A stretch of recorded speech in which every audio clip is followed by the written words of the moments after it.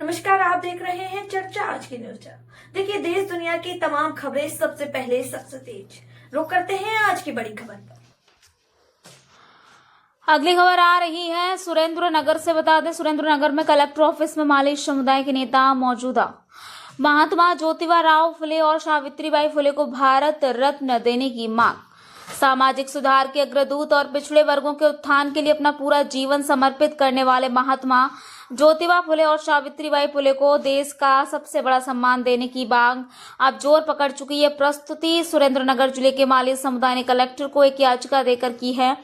यही वह महान व्यक्ति हैं जिन्हें संविधान निर्माता डॉक्टर बाबा साहब अम्बेडकर भी अपना गुरु मानते हैं। सावित्रीबाई फुले जिन्हें महिला ज्ञान की देवी मानती है, अविभाजित भारत की पहली महिला टीचर के तौर पर उन्होंने महिलाओं के लिए पहला स्कूल खोला और बाद में 17 और स्कूल शुरू किए जिसमें शिक्षा ली।